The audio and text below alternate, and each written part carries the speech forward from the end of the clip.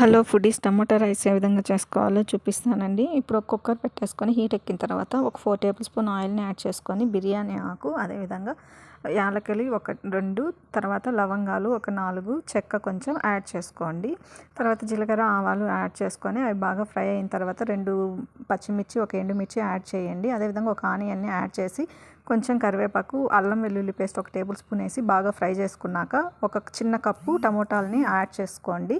అవి బాగా ఫ్రై చేసుకోండి. ఒక 5 మినిట్స్ మూత పెట్టేసి ఇప్పుడు చూడండి, దాంట్లో కొంచెంగా పసుపు, అదేవిధంగా కొంచెం ఒక టేబుల్ స్పూన్ ధనియాల పొడి, టేస్ట్కి తగినంత కారపొడి, 3/4 టేబుల్ స్పూన్ కారపొడిని యాడ్ చేసుకోండి. ఇప్పుడు సరిపోయే అంత సాల్ట్ని యాడ్ చేసి రైస్ని అంతటిని యాడ్ చేసేసుకొని అందులోనే కొంచెంగా కొత్తిమీర, పుదీనాని యాడ్ చేయండి. కొంచెం బాగా మిక్స్ చేసుకున్నాక ఒక 2 విజిల్స్ పెట్టుకోండి. ఇప్పుడు రైస్ రెడీ అయిపోయిందండి. కొత్తిమీర చల్లుకునేసి ఇంకా సర్వ్ చేసుకోవడమే.